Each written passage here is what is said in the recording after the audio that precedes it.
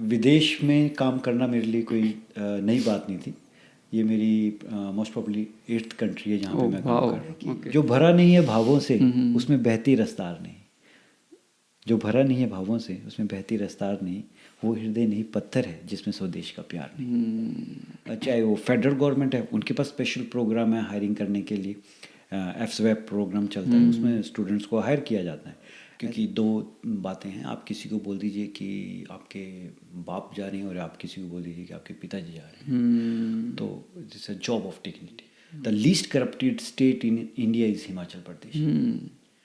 सबसे ज़रूरी है कि आप अपनी ईगो जो है अपने घर में अपने देश में छोड़ के आएँ, क्योंकि यहाँ पे डजेंट मैटर आप वहाँ पे काफ़ी हद तक का जो अकाउंटेंट्स का काम है, जो पब्लिक अकाउंटिंग का काम है, वो रेगुलेटेड नहीं है। तो लोग जो है नॉर्मल अकाउंटेंट भी है विदाउट डेजिग्नेशन है, तो वो भी कर रहे हैं। इवन स्टूडेंट की इनकम ज़ीरो भी है, तब भी वो अपनी टैक्स रिटर्न करे तो उसको $700-800 जो है गवर्नमेंट से आता है। तो हमने यहाँ पे हिमाचली प्रवासी ग्लोबल एसोसिएशन रजिस्टर किया था। ओके।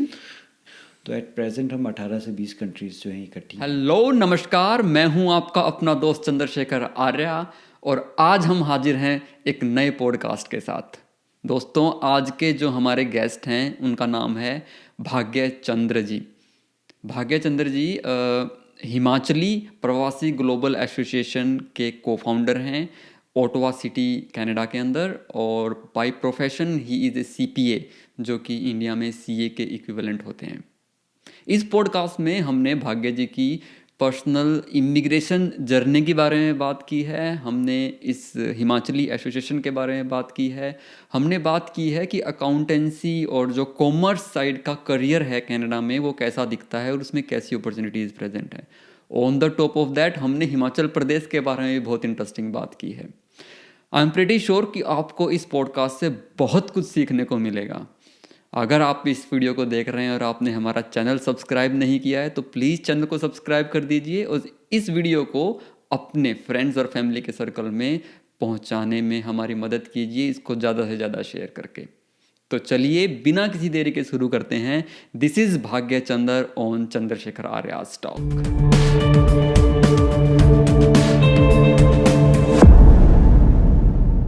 भाग्य सर, नमस्कार। नमस्कार चंद्र जी। कैसे हो सर? मैं ठीक हूँ, आप सुनाइए, आप कैसे हैं? मैं एकदम बढ़िया हूँ सर, एकदम फर्स्ट क्लास। ईयर का लास्ट दिन है जी। तो वैसे भी एक्साइटमेंट ज़्यादा है। करेक्ट। सबसे पहले सर आपको बहुत बहुत धन्यवाद, तहे दिल से आपका धन्यवाद कि आपने इतने बिजी स्केड्यूल में जी।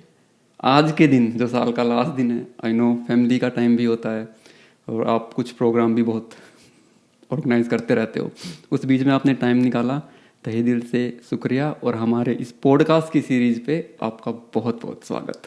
Thank you Chandra ji. देखिए, बात ऐसी है कि आपको भी बहुत बहुत धन्यवाद जो आप जो है कम्युनिटी के लिए इतना काम कर रहे हैं। और टोटली स्पेशली इन ओटावा तो ये डिफरेंट रेस्पेक्ट है, डिफरेंट काइंड ऑफ थिंकिंग है जो कि आप जो कम्युनिटी की जो वॉइस है सामने लेकर आ रहे हो। तो आपको भी बहुत बहुत शुभकामनाएं। Thank you so much sir. यही वर्ड्स ही मोटिवेशन है सर हमारे लिए फ़िलहाल। तो अच्छा लगता है जब कोई एफर्ट्स को अप्रिशिएट करता है। करेक्ट। और मैं सिंगल आर्मी की तरह काम कर रहा हूँ, production, direction, editing, everything is me. So thank you so much sir for that. तो आज के सर सिलसिले को थोड़ा आगे बढ़ाते हैं जी।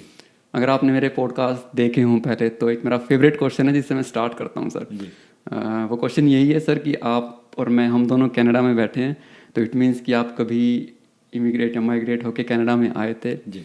तो क्या जर्नी है सर आपकी, आप कब आए थे और क्या पाथ आपने लिया था आने का, उसके बारे में कुछ बताइए सर। जी। तो चंद्र जी, बात ऐसी है कि विदेश में काम करना मेरे लिए कोई नई बात नहीं थी। ये मेरी मोस्ट प्रॉब्ली 8th कंट्री है जहाँ पे मैं काम कर रहा हूँ। ओके। तो लेकिन हाँ, लास्ट असाइनमेंट मेरी जो थी ओमान में थी। तो ओमान से हमारा जो है पीआर इन 2011 हुआ था। ओके। तो 2011 में हम आए थे, थोड़ा देश को देख कर गए थे सर्दी में। और मैं बेसिकली आप देख सकते हैं हिमाचल का हूँ, शिमला बोर्ड। बिल्कुल बिल्कुल। तो कड़कती पूरी ठंड में जनवरी में हम आए थे और अपना पीआर एक्टिवेट करके फिर वापस गए थे। फिर 2012 में भी एक बार हम आए थे, 1 महीना रह कर गए थे। 2013 में हम जो है फॉर गुड यहाँ पे मूव किए थे। ओके। तो फेडरल स्किल्ड वर्कर प्रोग्राम जो है वहाँ वो पहले वो एक्सप्रेस एंट्री नहीं थी, वो FSW उसके थ्रू होता था, लंबा प्रोसेस था वो तो काफ़ी। Actually we were so lucky कि हमारी जो फाइल है, जैसे मेरी वाइफ भी वो PhD हैं फाइनेंस में, वो प्रोफेसर थे, इंडिया में प्रोफेसर थे, ओमान में प्रोफेसर थे, तो मैं अपनी फाइनेंस एंड अकाउंटिंग फील्ड में सीनियर मैनेजमेंट में था, तो हमारी फाइल एक्चुअली 6-7 महीने में ही हो गई थी। वाओ, तो लकी। हमारे को इतना टाइम लगा नहीं था, और हमारे को सिर्फ डिसीजन लेना था कि हम कनाडा माइग्रेट हों या ना हों। ओके। 2 साल हमने उसी सोचने में लगाए थे। इन द 3rd ईयर हमने डिसाइड किया था कि हम माइग्रेट होंगे। तो आप ओमान से इधर माइग्रेट हुए थे? Okay okay, nice. और Ottawa is your first city? नहीं, हम आए थे पहले टोरंटो में। हाँ, दैट्स नाइस। बड़े क्वेश्चन आ रहे हैं सर इस स्टेटमेंट के अंदर ही। ये 8 कंट्रीज का क्या क्या स्टोरी है सर? तो देखिए, हिंदुस्तान से हमने अपना कैरियर जो है इंडिया से स्टार्ट किया था। तो इंडिया में मैंने काम किया, उसके बाद मैं फिर रहा मैं फाइनेंस एंड अकाउंटिंग फील्ड में ही रहा हूँ, और अभी बाय प्रोफेशन कनाडा में चार्टर्ड प्रोफेशनल अकाउंटेंट हूँ, CPA हूँ, और मेरी एक जो अकाउंटिंग डेजिग्नेशन है वो UK से ACCA की। तो बाकी इंडिया में M.Com MBA वगैरह सब किया हुआ था। तो बस ऐसे ही साउथ अफ्रीका में काम किया, नाइजीरिया में काम किया, कीनिया में काम किया, ओमान में काम किया। तो आपकी पहली कंट्री कौन सी थी सर इंडिया के बाद? South Africa. कौन से ईयर में? ये हमारी थी 2006 में। वाह, तो वो भी आप सेम प्रोफेशन में ही गए थे काम करने? सेम प्रोफेशन में गया था मैं। तो अभी कंपनी का मैं नाम नहीं लेना चाहूँगा। No, that's okay, but it was a semi government, we were working for the British High Commission के लिए कॉन्ट्रैक्ट्स थे। तभी इतना मूव, रिलोकेशंस होता रहा। एयरलाइंस में आ गया था, एविएशन सेक्टर में था, फिर मैं टेलीकॉम सेक्टर में था। तो आपका मेन डोमेन फाइनेंस ही रहा, इंडस्ट्री चेंज होती चली गई। सिर्फ इंडस्ट्री चेंज होती गई। That's quite interesting sir. मुझे खुद नहीं पता थी इतनी डिटेल्स, और 5 ही मिनट में आपने मुझे सरप्राइज कर दिया सर इतनी सारी डिटेल्स के साथ। That's very nice sir. तो आप स्टार्टिंग में टोरंटो आए तो फैमिली के साथ ही आ गए थे? पहले हस्बैंड वाइफ ही थे हम दोनों। ओके। तो टोरंटो आए थे हम, और मैं कनाडा का भी बहुत बहुत तहे दिल से शुक्रगुजार हूँ कि इस कंट्री ने हमें बहुत कुछ दिया फ्रॉम डे वन। तो सिर्फ जैसे लोग कभी बोलते हैं कि यहाँ पे स्ट्रगल होता है या आपको आपके मनपसंद चीज़ नहीं मिलती है, तो आई वुड से कि अगर इंडिया मेरी जो है मातृभूमि है, तो कनाडा कर्म भूमि है, और इस भूमि ने बहुत कुछ मुझे दिया है, जिसका शायद उम्र भर मैं ऋण ही रहूँगा। चाहे वो जॉब से रिलेटेड है, सोशल वर्क से रिलेटेड है, फैमिली से रिलेटेड है, हमारा बेबी यहाँ पे हुआ, तो we are very much thankful to this country. That's great sir. अच्छा सर, जब कनाडा आए थे टोरंटो में, तो जॉब आपके पास पहले थी या आने के बाद आपने वो वाला स्टार्टिंग जो फेज़ है स्ट्रगल वाला, वो फेज़ किया था? नहीं, मेरे पास जॉब नहीं थी, और ना ही हम कनाडा में किसी को जानते थे। तो लेकिन मैंने आपको बताया कि मेरी जो पत्नी है वो मेरे लिए बहुत बहुत बड़ी सपोर्ट है। तो उन्होंने बोला कि अगर हम कनाडा नहीं भी सेट नहीं हो पाएंगे, तो हम जो है वन पर्टिकुलर पीरियड टाइम के बाद जो है वापस ओमान आ जाएंगे। ओके। लेकिन उसमें ऐसी कोई प्रॉब्लम हमें हुई नहीं। जब हम आए थे तो I got a job after 1 month, और फिर उसके बाद सेम कंपनी जिनके साथ मैंने साउथ अफ्रीका में काम किया था, उन्हीं का मुझे नॉर्थ अमेरिका का कॉन्ट्रैक्ट मिल गया था। एंड अब शेर को जो है शिकार खेल करना तो सिखाएंगे नहीं। सही है। तो it was the journey was so smooth, and we are happy कि सब कुछ बहुत अच्छे से गया। और हमेशा मेरी कोशिश अपने डेफिनेटली मेरे प्रोफेशन में ये रहती है कि लोगों को मैं हमेशा मोटिवेट करता हूँ कि आप अपनी फील्ड को ना छोड़ें। हो सकता है शायद आपको 1 स्टेप 2 स्टेप 3 स्टेप नीचे से स्टार्ट करना पड़ेगा, करेक्ट, लेकिन आपको जो है विजय जरूर मिलेगी, क्योंकि वो आपका काम है, और आप अपने काम के अगर माहिर हैं, तो अगर आज आप ऑफिस के बाहर बैठे हैं, तो with in a time period आप जो है कैबिन के अंदर भी बैठेंगे, क्योंकि आपका काम आपको सिखाने की जरूरत नहीं पड़ेगी। सिर्फ जो कैनेडियन कल्चर है, यहाँ का एटीट्यूड है, वो आपको सीखना है। और डेफिनेटली हर कंट्री का एक अपना स्टाइल होता है काम करने का, तो वो आप सीखते हैं, आपको समझ आता है, और फिर उसके बाद आप जो है तरक्की करते हैं, क्योंकि एटीट्यूड और एप्टीट्यूड दोनों इकट्ठे चलते हैं। नियत और नियति इकट्ठे चलती है। क्या बात है सर, क्या बात है। अगर नियत साफ है तो नियति आपका साथ जरूर देगी। बहुत टाइम हो गया था सर ये वर्ड सुने हुए, नियत और नियति। तो जैसे आप आए थे जो स्टार्टिंग के अंदर सर, तो ये आप आपको कोर्स करना पड़ा होगा आई गेस CPA का, क्योंकि कैनेडियन रूल्स और जो लाइसेंसिंग है वो अलग है प्रोसेस। तो उसमें कितना टाइम लगा आपको स्टार्टिंग में? उसमें टाइम तो मुझे लग गया था 1.5 साल। वो 1.5 साल का कारण ये था कि जब हम आए थे उस टाइम पे फिर मेरे जो वाइफ थे वो फैमिली वे में थे, तो मैंने उनका ध्यान रखा। और फिर जब हमारे बेबी आ गए उसके बाद हमारे को एक्चुअली 2 ही मुझे एग्ज़ाम और करने थे। ओके। तो क्योंकि हमारी जो ACC डेजिग्नेशन है उसका जो है CPA कनाडा के साथ MOU है। तो 2 जो हमने बिजनेस लॉ टैक्स का, मैं हमेशा जो है टैक्सेशन और ऑडिट का जो है स्पेशलाइजेशन मेरी रही, तो वो मैंने 2 एग्ज़ाम दिए थे। तो काइंड ऑफ ऐसे बोल सकते हैं कि एक तरीके की लेटरल एंट्री मिल गई हाँ जी, आपको, बेसिक जी, से नहीं जी, स्टार्ट करना जी, पड़ा। ओके। अच्छा, आपने स्टार्टिंग में कुछ और जॉब्स भी की थी सर? नहीं, और जॉब तो मुझे नहीं करनी पड़ी, लेकिन हाँ मुझे मेरे बहुत बहुत घनिष्ठ मित्र हैं, उनके साथ मैंने एक वॉलंटियर काम किया था। उनका एक कोई इवेंट था, उस इवेंट में मैंने जो है जाकर just to have a Canadian experience, तो उस इवेंट में मैंने उनके साथ काफ़ी हेल्प की थी। जैसे रजिस्ट्रेशन डेस्क पे लोगों से बातचीत करना है, उनको रजिस्टर करना है, ये सब करके। ओके। लेकिन उसके बाद देयर वाज नो पॉइंट कि पीछे देखने की जो ज़रूरत पड़ी है। तो मैं हमेशा लोगों को ये बोलता हूँ कि आप अपने जो है उद्देश्य जो है आपका, जो आप ऑब्जेक्टिव आप लेकर चलें, उस पर डटे रहें, तो जीत निर्धारित ही है। नहीं सर, अच्छा है ये, अच्छा है। यहाँ ना सिर्फ मैं एक चीज़ को थोड़ा जानना चाहूँगा या हाईलाइट भी करना चाहूँगा, उसके बाद हम आगे बढ़ेंगे इस प्रोसेस के अंदर। जैसे मोस्टली लोगों का ना यहाँ पर स्टार्टिंग में स्ट्रगल ज़रूर रहता है, वो किसमें और जॉब करनी पड़ती है या कुछ टाइम के लिए उन काम नहीं कर रहे हैं, तो हर तरीके से फाइनेंशियली इमोशनली ना थोड़ा सा डाउन टाइम होता है वो। अगर वो टाइम अच्छे से निकाल जाए आदमी तो निकल जाता है। मैं हाईलाइट इसलिए कर रहा हूँ क्योंकि आपने वो वाला जो फेज़ है वो नहीं इनिशियली किया। तो आपको क्या लगता है कि क्या रीज़न थे जिससे आप उस स्ट्रगल से बच पाए? क्योंकि आपके आंसर से शायद कुछ पॉइंटर्स मिल जाएं नए आने वाले लोगों को कि कैसे, क्योंकि आज का दौर ऐसा दौर है कि लोग और जॉब्स में आ जाते हैं, दैट इज़ टोटली फाइन, उसमें कोई इशू नहीं है, लेकिन उससे निकलना जो है ना वो बड़ा मुश्किल हो जाता है उनके लिए।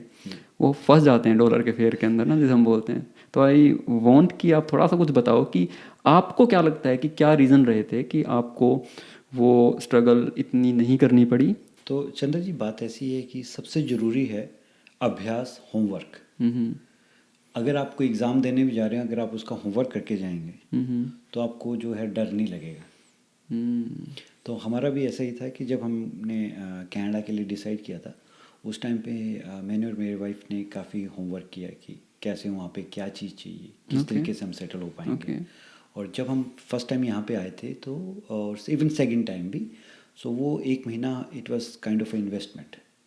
सो हमने यहाँ के सिस्टम को पूरा ध्यान से देखा, यहाँ पे एकदम लोकल्स की तरह रहे, और सारा सिस्टम जानने के बाद हमने सोचा, क्योंकि लोग क्या होते हैं पहले दिन ही आते हैं तो बोलते हैं मुझे काम चाहिए। वो काम चाहिए तो सिर्फ वो घर से निकल के वो काम तक ही रह जाते हैं। बिल्कुल बिल्कुल बिल्कुल। वो इंटरसेक्शन का बोर्ड भी ढंग से नहीं पढ़ पाते हैं। तो हमने उस चीज़ में पहले इन्वेस्टमेंट किया कि देश को जानिए जहाँ पे आप सोच रहे हैं कि मैं अपनी पूरी लाइफ जो है व्यतीत करने की सोच रहा हूँ। ओके। फिर उसके बाद हमने क्या किया कि हमने अपने प्रोफेशन से रिलेटेड जो था वो होमवर्क किया कि किस किस फील्ड की यहाँ पे डिमांड है। अगर एग्जैक्टली सेम प्रोफेशन नहीं है तो अगर उससे नीचे स्टेप डाउन करना पड़ेगा तो क्या अवेलेबिलिटी है, या उसके पैरेलली क्या चीज़ मिल सकती है। तो मैंने जो है यहाँ आने से पहले मैंने एक लाइसेंसिंग कोर्स और कर लिया था, जिसको बैंकिंग के लिए डेफिनेटली यूज़ करते हैं, लेकिन that's called a Canadian securities course. जब हम यहाँ पे आए थे उसी टाइम पे हम उसकी जो है रजिस्ट्रेशन वगैरह करवा कर वापस ओमान गए थे, और मैंने वहाँ पे तैयारी कर ली थी। और यहाँ पे आते हमने पहले तो एग्ज़ाम दिया। तो आपके पास एक कैनेडियन एजुकेशन आपके हाथ में हो जाती है। जब आप किसी एम्प्लॉयर के पास जाते हैं तो एम्प्लॉयर जो होता है उसको एक कॉन्फिडेंस होता है कि आपके पास कोई कैनेडियन एजुकेशन है। तो मेरी जो राय है या मेरा कोई सजेशन है वो ये है कि जब भी आप कनाडा अगर आ रहे हैं तो उस टाइम पे आप अपनी एजुकेशन से रिलेटेड कोई भी एक छोटा मोटा डिप्लोमा कोर्स कुछ भी ले लें, चाहे भले ऑनलाइन कर लें। अभी तो कोविड ने सब कुछ ऑनलाइन सिखा दिया, कर दिया, तो वो आप कर लें। तो एटलीस्ट आपके पास एक कैनेडियन क्रेडेंशियल होगा, जिससे कि आप किसी के सामने जब बैठे हुए हैं तो वो उसका जो है कॉन्फिडेंस रहेगा उसको कि भी नहीं कि यहाँ के सिस्टम पे थोड़ा System रूबरू में है। होते हैं। दूसरा है यहाँ पे वॉलंटियर वर्क की बहुत ज़्यादा अहमियत है। तो हमने तो वॉलंटियर वर्क स्टार्ट में, अब मैंने आपको बताया कि एक दिन अपने फ्रेंड के साथ किया था। और जैसे आपने और जॉब की बात की, तो मैं एक्चुअली और जॉब को हमेशा द जॉब ऑफ डिग्निटी बोलता हूँ। That's nice. क्योंकि दो बातें हैं, आप किसी को बोल दीजिए कि आपके बाप जा रहे हैं और आप किसी को बोल दीजिए कि आपके पिताजी जा रहे हैं। तो this a job of dignity. और जॉब ऑफ डिग्निटी के लिए मैंने पहले नहीं की, लेकिन मैं अब जरूर करता हूँ, जिससे कि जो है आपके जो दिमाग जो ठिकाने पे रहे। ठिकाने पे रहे। That's nice. At the end of the day आप मिट्टी से बने और मिट्टी में मिल जाओगे।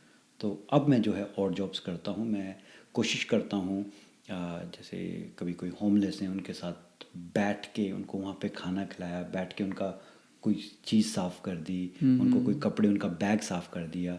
इस तरीके का काम मैं अब करता हूँ। या फिर हमारे एसोसिएशन के थ्रू भी अगर किसी को कोई ज़रूरत है, किसी को मूविंग करनी है, तो मैं अपनी गाड़ी लेके चले जाता हूँ। That's nice. That's nice. Moving करनी है तो उनका सामान ट्रक में लोड कर दिया, निकलवा दिया। तो ये ज़रूरी नहीं है। और टॉप टू टॉप काम भी हम जो है कम्युनिटी में करते हैं। तो मेरे लिए जो है the word dignity of job जो है वो बहुत ज़्यादा इम्पोर्टेंट है कि कर्म करने की ज़रूरत है। और कर्म आप करिए और फल की इच्छा ना रखिए। बहुत बढ़िया सर, बहुत बढ़िया। उच्च विचार हैं सर आपके, विचारों के आप धनी हो। देखिए उच्च विचार भी इसलिए आते हैं कि हम हिमाचल प्रदेश से हैं। और जो हिमाचल प्रदेश आपको पता है कि वो it's a land of God and देवों की भूमि। देवों की भूमि है। और वहाँ पे आपको आदमी मिलेगा मेहनती, ईमानदार। शायद ही आपको अगर नहीं मालूम हो तो मैं आपको बताता हूँ कि the least corrupted state in India is Himachal Pradesh. Okay, nice. अगर आप करेज की बात करें तो परमवीर चक्कर, पहला परमवीर चक्कर जो है वो मेजर सोमनाथ शर्मा जी को मिला था। 21 परमवीर चक्रों में से 4 परमवीर चक्र जो है हिमाचल प्रदेश ने लिए। तो हमारा तो काम ही जो है पूरा फौजी का है। नहीं, सही है सर। वैसे भी इंडिया के ताज बन के बैठा है हिमाचल प्रदेश, तो दिस इज़ नाइस। अच्छा सर, थोड़ा सा आपके प्रोफेशन की हमने यहाँ बात कर ली ना, तो अभी मेरे पास एक दो क्वेश्चन दिमाग में आ रहे हैं, मैं क्विकली उनको पूछना चाहूँगा आपको। जैसे आपने बोला कि आपके पास तो एक कोर्स था जो आपने यूके की को कोर्स था, उससे आपको लेटरल एंट्री मिली। मोस्टली जो लोग इंडिया से आते हैं, राइट, मान लीजिए वो सीए है, उसका बैकग्राउंड, वो प्रोफेशनल सीए है इंडिया में, वो मूव करता है, तो उसको कुछ बेनिफिट मिलता है इस सीपीए कोर्स को करने में किसी तरीके का? हाँ जी, अभी क्या है कि दो चीज़ है। हमेशा मैं बोलता हूँ क्योंकि हम कुछ एक सेमिनार्स भी करते थे, वेबिनार्स करते रहते हैं न्यू इमिग्रेंट्स के लिए या जो पोटेंशियल इमिग्रेंट्स हैं। सबसे ज़रूरी है कि आप अपनी ईगो जो है अपने घर में, अपने देश में छोड़ के आएँ। क्योंकि यहाँ पे डजेंट मैटर आप वहाँ पे CFO थे, मिनिस्टर थे, या CEO थे, CO थे, डजेंट मैटर। तो जो आदमी अपनी ईगो घर पे वहाँ पे छोड़ के आएगा, उसको ये देश बहुत जल्दी गले लगाता है। क्योंकि आपको जो है किसी चीज़ की प्रॉब्लम नहीं होगी। अगर आपको कोई बोल देगा, क्योंकि आप देखिए आप ऑफिस में यहाँ पे जाएंगे तो आपको कॉफ़ी खुद बनानी है। डजेंट मैटर कि आप जूनियर लेवल पे हैं या आप टॉप सीनियर लेवल पे, आप अपनी कॉफ़ी चाय खुद बनाते हैं ना, अपना पानी खुद लेते हैं। There is no office boy culture. That's right. Right. तो ये सब चीज़ें जब आप दिमाग में बैठा कर आएंगे और आपको पता है कि मुझे सब कुछ मुझे खुद ही करना है, चाहे वो गैस डलवानी है पेट्रोल पंप पे, या घर पे आपको केवल कई जो ऐसी हैं ट्रेड स्किल्स वर्क हैं जो आपको खुद करने पड़ जाते हैं। तो आप ये सब चीज़ें दिमाग में अगर रख कर आते हो तो मैं बोलता हूँ कि ईगो घर पे छोड़ के आइए। और जब आप यहाँ पे आते हैं तो जैसे कि अगर मैं अकाउंटिंग या अकाउंटिंग प्रोफेशन से रिलेटेड से बात करूँ, तो अगर आप इंडियन CA भी हैं या किसी और कंट्री से, पाकिस्तान से CA हैं, और मैं आपको बता दूँ कि इंडिया की CA जो है, पाकिस्तान की CA जो है, that's too tough as compare to Canadian CAs, तो या UK की CA से। तो उस चीज़ में आप जब यहाँ पे आएँ तो आप यहाँ पे अकाउंटिंग जॉब्स काफ़ी भरमार है। ओके। तो आप ज़रूरी नहीं है, आप छोटी जॉब से भी स्टार्ट कर सकते हैं। अकाउंट्स पेबल, अकाउंट्स रिसीवेबल, अगर आप टैक्स के माहिर हैं तो किसी टैक्स अकाउंटिंग फर्म के साथ लगकर आप उनके साथ एक्सपीरियंस गेन करिए। They will pay you. आपको मालूम है कनाडा में मुफ्त काम करवाना बिल्कुल तो बिल्कुल क्राइम है। बिल्कुल, बल्कि काम करवाने को भी वो बोलते हैं नीड हेल्प, बोर्ड लगे होते हैं नीड हेल्प। इसका मतलब ये नहीं है फ्री में मांग रहे हैं, दे विल पे यू। तो आप इस स्टार्टिंग जॉब से जो है स्टार्ट कर सकते हैं। जो जैसे इंडियन CA हैं तो उनके लिए क्या है कि यहाँ पे वो CPA हर प्रोविंस का एक अपना सिस्टम है, जैसे क्यूबिक है, Okay. तो क्यूबिक का अपना प्रोविंशियल लेजिस्लेशन है Okay. CPA के लिए, ऐसे CPA ओंटारियो का अपना है। तो उसमें वो आप असेसमेंट करवाएंगे, और जनरली 90% केसेस में क्या होता है कि आप अगर आपने ग्रेजुएशन की हुई है और आपके पास इंडियन CA है, तो आप जो है यहाँ पे सिर्फ 3 दिन का एग्ज़ाम होता है जिसको CFE बोलते हैं, CFE बोलते हैं, Okay. आप वो लिखते हैं, तो आपको बाकी और चीज़ें जो प्री कोर्स है, प्रेप कोर्स हैं, वो आपको एग्जम्प्ट हो जाते हैं। अगर आप इंडिया से सीए हैं तो भी ओके, दैट्स नाइस। तो उसकी कुछ एक और चीज़ें हैं वो आप सारी फुलफ़िल करते हैं। तो हाँ, जो 3 दिन का ये जो मैं आपको बात कर रहा हूँ प्रोफेशनल एग्जामिनेशन राइट करने की, इसमें आपकी राइटिंग स्किल बहुत अच्छी होनी चाहिए। आपकी राइटिंग स्किल अच्छी है तो आप इसको, अगर अच्छी नहीं भी है तो आपको इम्प्रूव कीजिए, you have lot of time, तो आपको आने से पहले उसको इम्प्रूव कीजिए। 3 दिन का एग्ज़ाम होता है, आप कीजिए। और जो 30 मंथ्स की जो वर्क एक्सपीरियंस की रिक्वायरमेंट है वो आपकी पिछली भी काउंट होती है, बाकी आप यहाँ पे भी काउंट करवा सकते हैं। सो सिस्टम इजी है, सिस्टम बहुत ट्रांसपेरेंट है, लेकिन बात जो है, जो ज़रूरत है वो है आपकी जज्बे की, डेडिकेशन की, कि मुझे ये 3 लेटर्स अपने नाम के साथ एंड देन चाहिए। कंसिस्टेंसी कि भाई आपको करना है वो रहता है। ओके, दैट्स और कई बार तो मैं ये भी एडवाइस करता हूँ, हस्बैंड वाइफ आए हुए हैं तो एटलीस्ट पहले एक दूसरे को सपोर्ट कर ले, क्योंकि आप हो सकता है फैमिली के ब्रेड विनर भी हैं, तो कोई बात नहीं, एक दूसरे को पहले सपोर्ट कर ले और फिर दूसरा एक को सपोर्ट कर ले। Perfect, perfect. तभी शायद वो हमने बात की थी ना, अब उसका आंसर निकल के आ रहा है शायद, कि वो इनिशियल स्ट्रगल से अगर बचना है तो आइडेंटिफाई वन ऑफ यू जो जॉब रेडी है, go for that and support other. That's good sir. और जॉब्स बहुत हैं, ये आपको सिर्फ राइट कनेक्शन चाहिए। जैसे कि आप यहाँ पे आएँ तो काफ़ी अकाउंटिंग रिक्रूटमेंट एजेंसीज हैं जो अकाउंटिंग फर्म्स में ही जॉब डलवाती हैं, अकाउंटिंग की जॉब्स ही डलवाती हैं। तो I don't want to promote any one of that, but आप उस पर गूगल पे सर्च करें तो आपको मिलता है।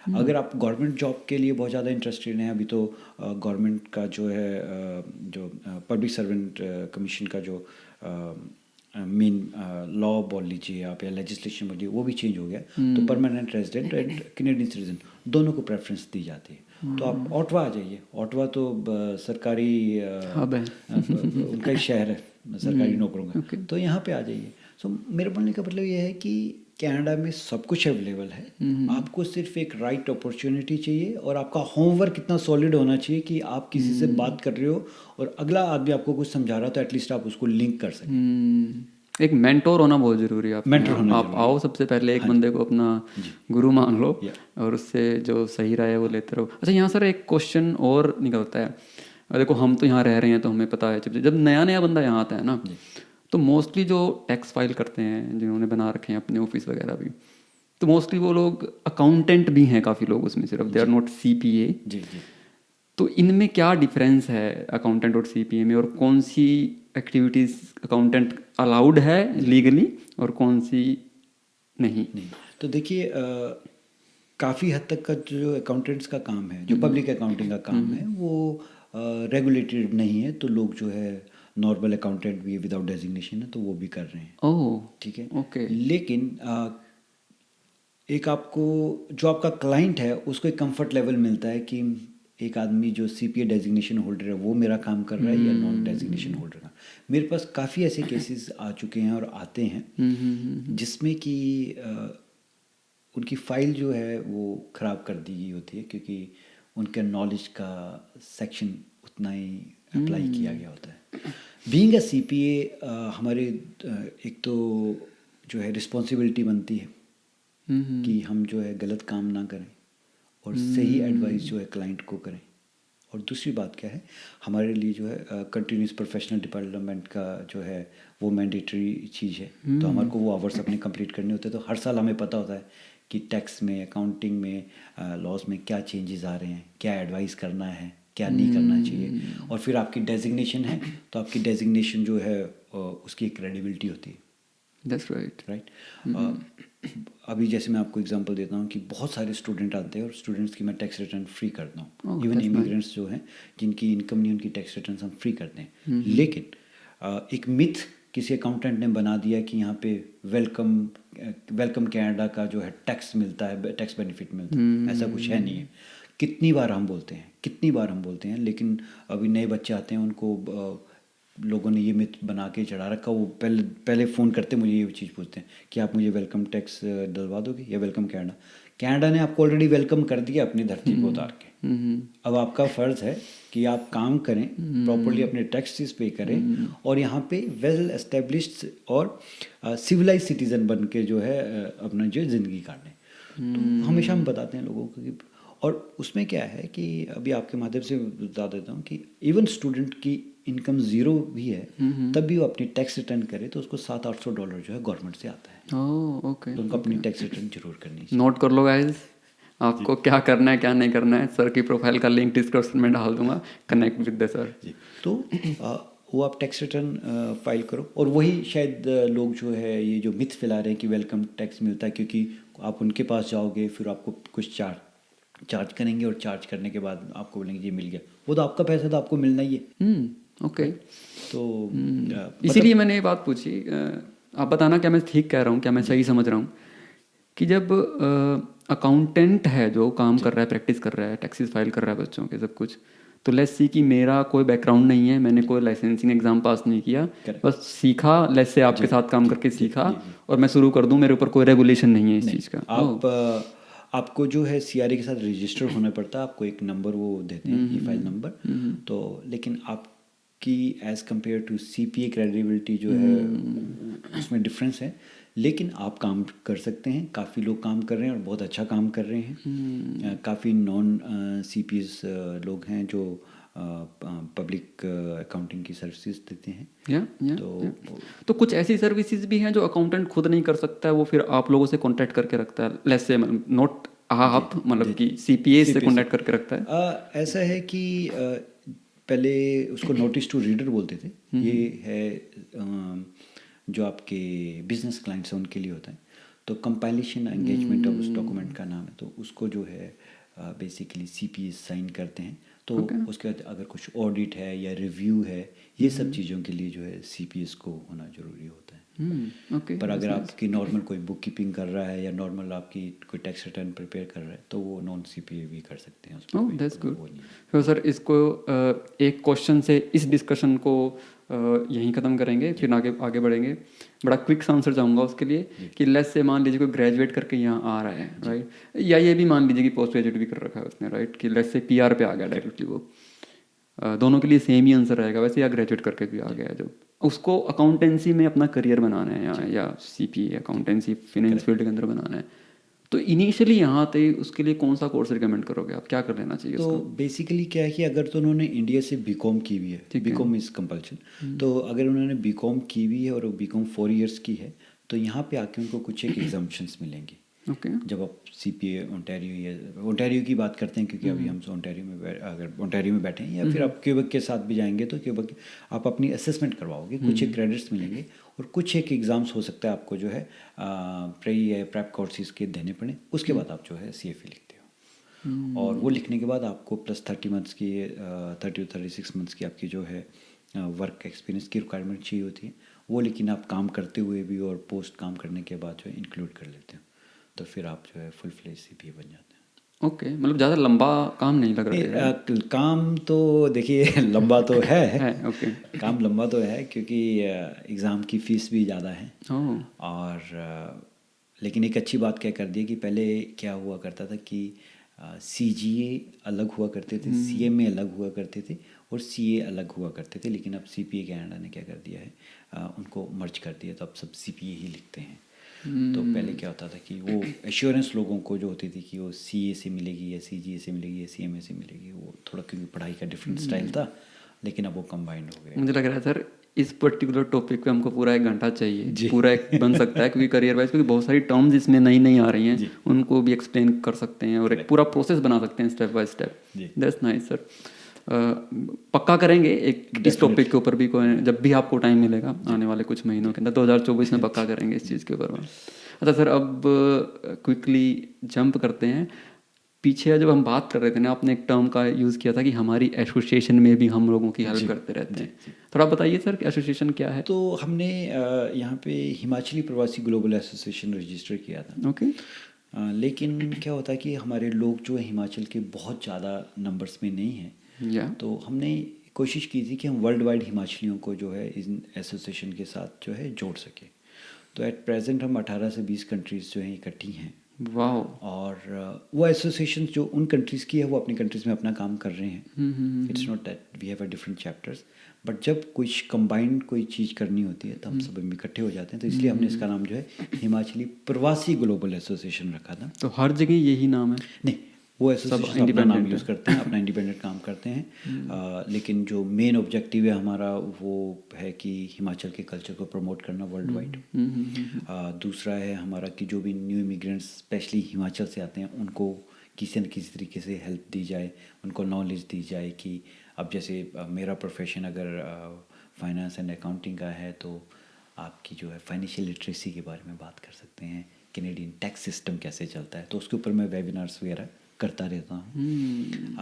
फिर उसके बाद आ जाता है हमारा कि कभी हिमाचल में कोई आपदा होगी या हिमाचल में कुछ करना है तो हम इकट्ठे होकर हेल्प करते हैं। पीछे से आपने देखा कि बाढ़ के टाइम पे काफ़ी हिमाचल का नुकसान हुआ था, तो सब कंट्रीज़ ने जो है अपने अपने फंड्स इकट्ठा करके जो है भेजे। और हिमाचल गवर्नमेंट के साथ भी थोड़ा हमारा कोशिश रहता है कि उनसे तालमेल बैठा के रखें। जैसे कि IIT मंडी है, इंडियन इंस्टीट्यूट ऑफ टेक्नोलॉजी मंडी, उनके साथ भी हमारा कुछ ना कुछ चलता रहता है।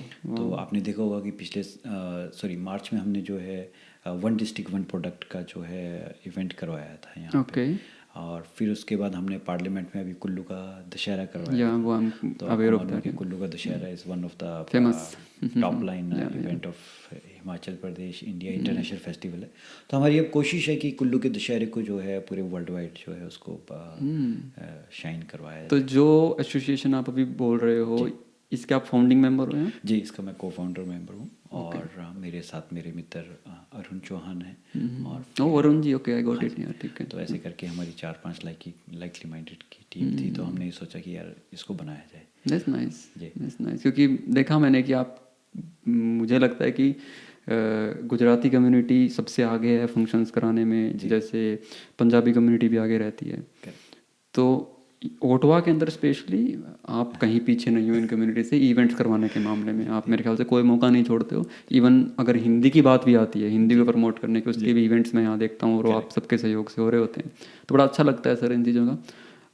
बहुत ही नोबल कोज, जैसे आपने बताया ना सर कि न्यू कमर्स की भी हेल्प करते हो। मान लीजिए हिमाचल से कोई आ रहा है, इस पॉइंट पे मैं चाहूँगा सर आप ना इस एसोसिएशन का पूरा नाम और फिर आप कैसे न्यू कमर्स की हेल्प करते हो और वो कैसे आपको कांटेक्ट कर सकते हैं, इसको नेक्स्ट 20-30 सेकंड के अंदर एक उसमें अगर बोल देंगे तो ये एक अच्छी क्लिप का काम करेगी उन लोगों तक पहुंचने में जो लोग नए आ रहे हैं यहाँ पे। तो जो भी न्यूली इमिग्रेंट्स आ रहे हैं उनके लिए हिमाचली प्रवासी ग्लोबल एसोसिएशन जो है हमेशा रेडी रहती है उनको कैनेडियन कल्चर से अवगत कराने में, फाइनेंशियल लिटरेसी देने में, और फिर भी उसके अलावा अगर उनको रहन सहन यहाँ समझ करना है, अगर कौन सा बैंक अकाउंट खुलवाना है, कैसे जैसे कि टैक्स सिस्टम कैसे चलता है, कहाँ किस एरिया में आपको घर लेना है, तो ये सब चीज़ों में जो है हमारी पूरी टीम हेल्प करती रहती है। कि इवन कि हम जॉब ढूंढवाने में भी कोशिश करते हैं कि नेटवर्किंग में देख सकें कि इस स्किल सेट का इंसान आया है उसको कहाँ पे फिट किया जा सकता है। तो इस सब चीज़ों को जो है हम नेटवर्किंग के थ्रू भी जो है प्रमोट करते हैं। बहुत बढ़िया सर। कैसे कांटेक्ट करें सर कोई नया बंदा? तो आपके पास नंबर मेरे नंबर पे फ़ोन कर सकते हैं 6473824595। दूसरे मेरे जो मित्र हैं अरुण, उनके साथ कांटेक्ट कर सकते हैं उनका। और अगर आप गूगल भी करेंगे तो आप you will find out our page Himachal Pravasi Global Association का फेसबुक पेज। फेसबुक पे है? ओके। तो वहाँ से भी आप हमारे को कांटेक्ट कर आप सकते हैं। इंस्टाग्राम पे है आपका पेज सर? हाँ जी, HPG का इंस्टाग्राम पे भी पेज है, तो वहाँ पे भी कांटेक्ट कर सकते हैं। ओके, दैट्स नाइस सर, बहुत अच्छा है।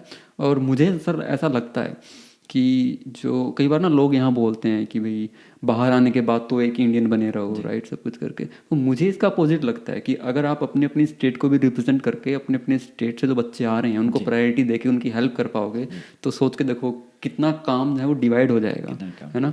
एक किसी एसोसिएशन के ऊपर प्रेशर नहीं आएगा इतना सारा का सारा कि काम कितना स्ट्रीमलाइन हो जाएगा और बच्चे परेशान नहीं होंगे। एटलीस्ट उनके पास कॉन्टैक्ट होगा, राइट, कि कुछ दिक्कत हो जाती है तो उनके पास गाइड्स होंगे, मेंटर्स होंगे, उनसे बात कर सकते हैं। ये बहुत ही अच्छा सर स्टार्टअप है।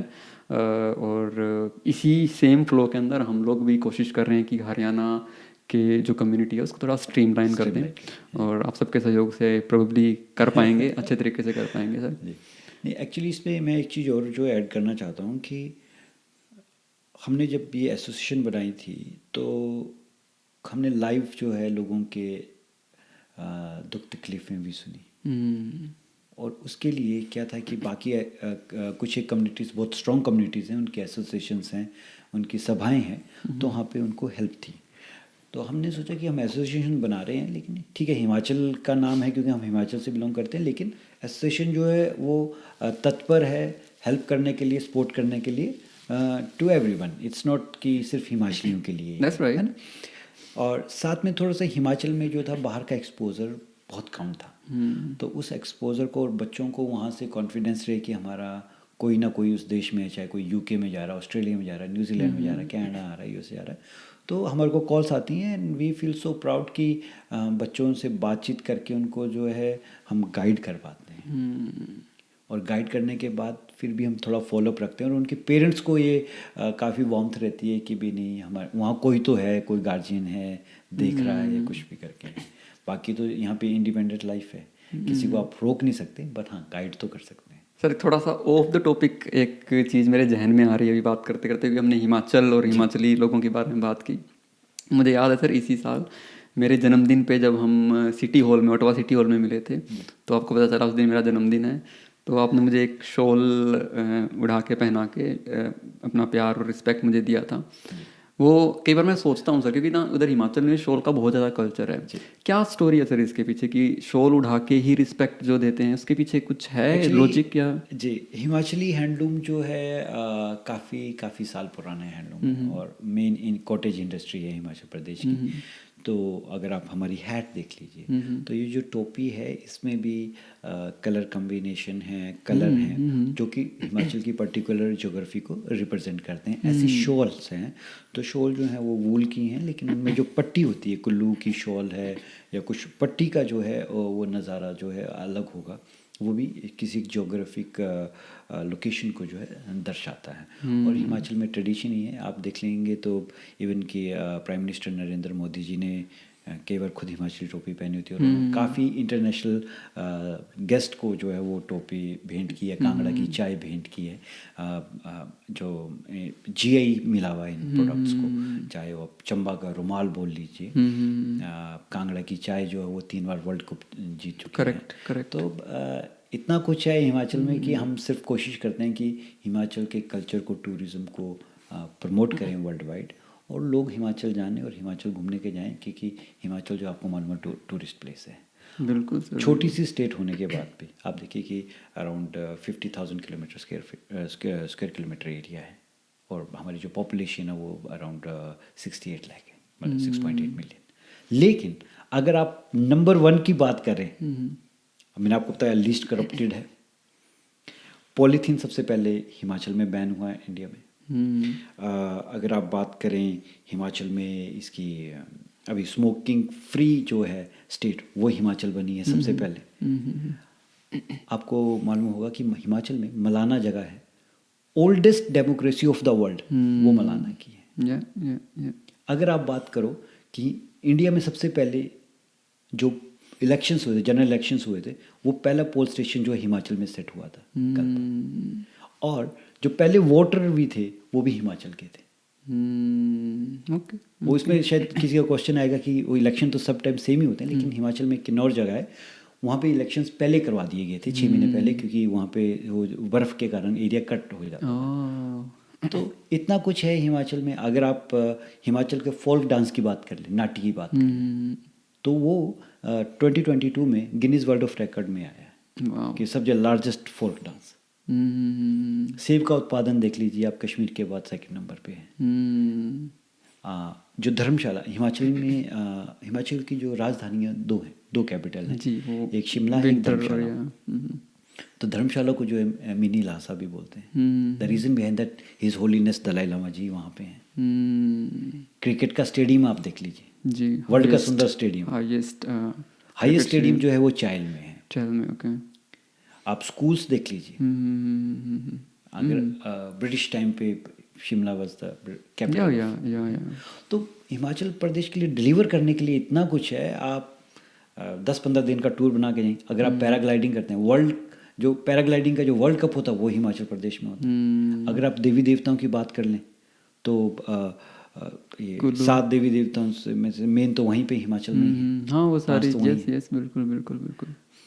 आप अगर शिव जी के भक्त हैं तो चाहे मनी महेश चले जाइए, चाहे बैजनाथ चले जाइए, बिल्कुल बिल्कुल बिल्कुल। तो हर सब चीज कुछ, सब सबके कुछ। लिए सब कुछ है हिमाचल। बिल्कुल बिल्कुल। तभी जब भी कोई छुट्टियों का सीजन आता है तो हिमाचल पैक हो जाता है, सारे हाईवेज एंड सब कुछ, सब लोग जाना चाहते हैं। और कनेक्टिविटी चंद्र जी, अभी इतनी अच्छी कनेक्टिविटी होगी, चाहे बाई एयर बाई रोड। तो अब जो हिमाचल 20 साल 25 साल पहले हिमाचल था, उससे तो अभी टोटली चेंज हो गया। That's correct, that's correct. पता sir, out of all the talks जब हिमाचल की बात हो रही है ना, आपकी वॉइस, आपका चेहरा जो अलग ही चमक है सर, उसका पूरा जोश है उसके अंदर पूरा, है ना। क्योंकि बात ऐसी है कि जो भरा नहीं है भावों से उसमें बहती रफ्तार नहीं, जो भरा नहीं है भावों से उसमें बहती रफ्तार नहीं, वो हृदय नहीं पत्थर है जिसमें स्वदेश का प्यार नहीं। तो ये हमारा स्वदेश का, हमारे प्रदेश का प्यार ही है जिसने हमें जन्म दिया, इस लायक बनाया कि हम अपने को कहीं पे रिप्रेजेंट कर सकें। नाइस तो नाइस करना नाइस। पड़ेगा। मैं खुद मोटिवेटिंग फील कर रहा हूँ फिलहाल इन सब बातों से। अच्छा लग रहा है सर, काफ़ी अच्छा लग रहा है। क्योंकि चंद्र जी एक चीज़ बोलूँगा, जीता तो हर कोई अपने लिए, जीता तो हर कोई अपने लिए, अपने परिवार के लिए। अगर हर कोई ये सोचेगा तो कल किसी और के लिए कौन सोचेगा। भगवान ने आपको एक ज़िंदगी दी है, एक लिमिटेड टाइम दी है, इसी में ही आपको जो है अपना कर्तव्य का पालन भी करना है और कम्युनिटी के लिए, सोसाइटी के लिए भी खड़ा होना है। और ये हमारे शास्त्रों में हर चीज़ में सिखाया गया। आज लोग वॉलंटियर आज काम बात करते हैं, स्कूलों में वॉलंटियरशिप कंपलसरी की जाएगी। अगर आप पुराने वेद पुराण वगैरह पढ़ें तो ये तो सदियों से रीत चली आई है। That's correct, that's correct. तो ये जो आपने एसोसिएशन बताई सर, इसके अंदर इसमें ये एजुकेशनल पॉइंट ऑफ व्यू से भी कुछ कर रहे हैं, जो लेट्स से कि जो हिंदी या फिर हिमाचली या इंडियन कुछ कल्चरल ऐसे कोई कोर्सेज या टाइम टू टाइम ऐसा कुछ हो रहा है अभी जो है? क्योंकि आप देखते हैं कि ऑटवा में हिंदी स्कूल ऑलरेडी है। इसके बारे में थोड़ा बताइए सर, कहाँ है हिंदी स्कूल? तो ऑटवा में हिंदी स्कूल है जी, इस पाइन ट्रस्ट में चलता है। मुकुल हिंदी स्कूल है, 50 साल पुराना स्कूल है। Yes yes yes. तो आप अपने बच्चों को वहाँ भेजिए, हिंदी सिखाएं। और आप अगर अपने बच्चे को कल को चाहेंगे कि वो कोई गायत्री मंत्र पढ़े तो उसका मतलब भी तो पता हो। तो संस्कृत सीखने से पहले हिंदी सीख लें, हिंदी सीखने से पहले थोड़ा संस्कृत सीखें, और अब बच्चे के साथ खुद भी सीखते हैं। तो ये बड़ा स्ट्रगल है यहाँ बच्चों को हिंदी और अपनी लैंग्वेज से कनेक्ट करने का। ये एक अच्छा तरीका हो सकता है। वीकेंड्स पे क्लास होती है सर इसमें? वीकेंड्स पे क्लास होती है इसकी, सैटरडे को क्लास होती है हिंदी की। Okay okay. 10 से 9:30 to 12 होती है। इफेक्टिव है? हाँ इफेक्टिव। और उसमें दूसरा क्या है कि आपके बच्चे को क्रेडिट्स भी मिलते हैं जब वो ग्रेजुएट के बाद जाते हैं कहीं और एडमिशन वगैरह के लिए। So it's very systemized programme है उसमें। तो क्योंकि उसका एडिशनल लैंग्वेज आती है, इस वजह से उसको। यस। तो ओके। हिंदी भी बच्चा सीखता है, आपकी थोड़ा जो है अपनी कम्युनिटी में नेटवर्किंग भी सुबह हो जाती है, और तीसरा जो है आपके बच्चे को ग्रेड के जो है क्रेडिट्स भी मिलते हैं। Okay, perfect. ये एक अच्छी इन्फॉर्मेशन है, क्योंकि घर में कितनी भी कोशिश करते हैं तो बच्चा जो है ना वो सीरियसली लेता नहीं है। जैसे मेरी गुड़िया है, वो हालांकि वो गायत्री मंत्र भी बोलती है, वो 3-3.5 साल की है, वो गायत्री मंत्र आता है उसको पूरा बोलती है वो। बट उसके साथ हिंदी में बात करते ना वो हंसने लगती है, दूसरे मजाक कर रहे हैं, वो इंग्लिश ही बोलती है। देखिए ये तो उनकी मातृभूमि तो ये कनाडा है, तो इंग्लिश फ्रेंच तो ये लोग सीख ही जाएंगे। क्योंकि जब स्कूल जाने शुरू करेंगे 8-9 घंटे, 24 घंटे में से 8-9 घंटे ये बाहर रहेंगे, तो स्कूल में जब रहेंगे तो वहाँ पे सीखेंगे। 7-8 घंटे वो सो जाएंगे। ठीक है, तो बचे आपके साथ तो 4-5-6 घंटे बचे। बिल्कुल बिल्कुल बिल्कुल बिल्कुल। तो सर ओटवा में अब मन लग गया आपका पूरा? हाँ जी, ओटवा बहुत अच्छा है हमें। मैंने जैसे आपको बताया कि मेरी हमेशा कोशिश रहती है, चाहे वो ओटवा है या कनाडा का और कोई भी पार्ट है, मेरी हमेशा कोशिश रहती है कि मैं अपना वॉलंटियर जो है योगदान दे सकूं और कुछ ना कुछ जो कम्युनिटी के लिए कर सकूँ। क्योंकि बहुत ज़्यादा ज़रूरत है कि और भी एसोसिएशंस हैं, ऑर्गेनाइजेशंस हैं कम्युनिटी के लिए कर रही हैं, लेकिन हमेशा एक नया माइंड, नई ट्रांसफॉर्मेशन लेकर आता है। तो हो सकता है कि आपका जो सजेशन है, रिकमेंडेशन है, योगदान है, तो वो जो है कम्युनिटी के काम आए। और कम्युनिटी की मैं बात कर रहा हूँ तो जब हमने कनाडा को अपनाया है तो we should not be stick up to only Indo Canadian community, we should help other Canadian brother and sisters as या दैट्स नाइस सर। थोड़ा सा रिवाइंड करूँगा, चीज़ों को पीछे लेके जाऊँगा। जब हम करियर की बातें कर रहे थे, आजकल ना ये बात बहुत हो रही है कि कनाडा में जो जॉब अपॉर्चुनिटीज़ हैं वो श्रिंक हो गई हैं, अनएम्प्लॉयमेंट बढ़ रही है, सब कुछ हो रहा है। तो स्पेसिफिकली अगर हम अकाउंटेंसी और फाइनेंस की बात करें, फाइनेंस इंडस्ट्री की बात करें, तो आपको क्या लग रहा है कि सैचुरेशन टाइप कुछ आ रहा है अभी फ़िलहाल यहाँ अपने रीजन के अंदर, यहाँ ओंटारियो में? देखिए, मैं हमेशा सोचता हूँ आप इंसान हैं एक और आपको जॉब भी एक ही चाहिए। That's nice. आप कभी इंटरव्यू देने जाएं और आप अगर देखेंगे उसमें पोजीशन एक है, तो आप इंसान भी एक ही हैं, तो अपने में विश्वास कीजिए। 100% एग्रीड सर। आपको 10 पोजीशंस नहीं चाहिए, आप अपने में विश्वास कीजिए। और दूसरी बात है कि जैसे कि आपने सैचुरेशन बात की, डेफिनेटली थोड़ा सा जो है मार्केट टाइट चल रही है, लेकिन द जॉब्स आर अवेलेबल। देखिए, मैं आपको बड़ी सुंदर सी बात एक बताता हूँ कि कनाडा में हर इंसान को टैक्स रिटर्न करनी है, चाहे वो कमाता है नहीं कमाता है, जो एलिजिबल उसको टैक्स रिटर्न करनी है। तो हर बार इतना इंसान, इतना इमिग्रेंट जो है कनाडा आ रहा है, तो उनका टैक्स रिटर्न करने के लिए, उनका अकाउंटिंग का काम करने के लिए, बिजनेस की जो एक्सपेंशन, उनके लिए लोग तो चाहिए। तो अकाउंटिंग, और मैं हमेशा बोलता आता हूँ कि अकाउंटेंट एक ऐसा इंसान है, जब बिजनेस खुलता है तो उसका ताला वो खोलता है, और जब बिजनेस बंद होता है तो लास्ट आदमी होता है ताला वो लगाता है। तो उसकी जो डिमांड है कभी कम होगी नहीं, हो नहीं सकती। करेक्ट। और ऊपर से क्योंकि इमिग्रेंट्स अगर बढ़ेंगे जी, तो और ज़्यादा बढ़ना स्टार्ट हो जाएगा, राइट। तो इसलिए मैं नहीं मानता हूँ कि अकाउंटिंग जॉब्स की जो है कोई कमी है। काफ़ी जो है जॉब्स निकलती रहती हैं, सिर्फ लोगों को एक अपना सेट स्किल ढंग से यूज़ करना है। और दूसरा, थोड़ा सा अगर आदमी के दिमाग में हो कि मैं ये करूँगा, ये नहीं करूँगा, आपको जो मिल रहा है एटलीस्ट आप उससे स्टार्ट कर लीजिए। तो आपके पास जो है कैनेडियन क्रेडेंशियल्स होते होते आपके पास कैनेडियन एक्सपीरियंस भी आ गया, और फिर उसके बाद कोई नहीं आपको पूछ रहा कि आपकी क्या जॉब थी, क्या सैलरी थी, क्या था। आप जो है नेक्स्ट टू नेक्स्ट लेवल पे जाते जाइए और अपना हुनर दिखाते जाइए। नहीं, आपने बहुत ठीक बात बोली है सर। मुझे भी एक्चुअली ना, क्योंकि मैं इन दिनों बहुत लोगों से मिल रहा हूँ, डिफरेंट लोगों से पॉडकास्ट करता हूँ, उनसे बात करता हूँ, उनकी स्ट्रीम्स अलग हैं, उनके सेक्टर्स अलग हैं। जब मैं इंडिविजुअल बात करता हूँ ना सर, मान लीजिए आपसे मैंने फाइनेंस का पूछा, आपने बोला कि कोई जॉब की कमी नहीं। जब मैंने कंस्ट्रक्शन वाले से पूछा तो उसने कहा कि कोई कमी नहीं है कंस्ट्रक्शन सेक्टर के अंदर। जैसे जैसे इमिग्रेशन बढ़ेगी, इंफ्रास्ट्रक्चर चाहिए, रोड्स बन रही हैं, घर बन रहे हैं, कोई उनको तो चाहिए लोग। हेल्थ केयर की बात करें, बोले कि वहाँ तो कमियाँ हैं, और लोग आओ, नर्सिस चाहिए, हेल्थ केयर वर्कर्स चाहिए, खूब चाहिए। ठीक है, फेडरल में बात करें तो जगह खाली पड़ी है सारे डिपार्टमेंट्स के अंदर। तो जब एक ओवरऑल कोई नया इमिग्रेंट बात कर रहा है, वो रो रहा है कि मुझे जॉब नहीं मिल रही या कुछ नहीं मिल रही, और जब हम स्पेसिफिकली सेक्टर्स को उठा के देख रहे हैं, सब में जॉब्स हैं, प्रेजेंट है, तो ये एक तरीके का ना भूल भुलैया बन गया है, या शायद हवा बन गया है बहुत बड़ा। चंद्र जी, इसमें दो चीज़ें हैं। एक चीज़ है कि लोगों से ही कनेक्ट नहीं हो पा रहे।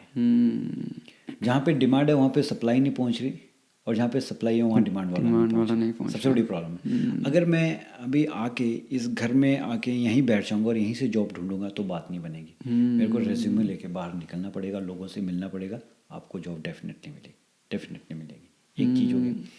दूसरा बात मैंने आपको बताया कि ईगो जो है वो बैक होम छोड़ के आनी पड़ेगी। हो सकता है आपको 2 लेवल, 3 लेवल, 4 लेवल नीचे से स्टार्ट करना पड़ेगा, पर आप स्टार्ट तो करें। नहीं अच्छा लगेगा तो नहीं करेंगे, इट्स अ फ्री कंट्री, कोई आपको बंदी बना के तो रख नहीं लेगा। बिल्कुल बिल्कुल बिल्कुल। और तीसरी बात है कि जब हम जॉब मार्केट की बात करते हैं तो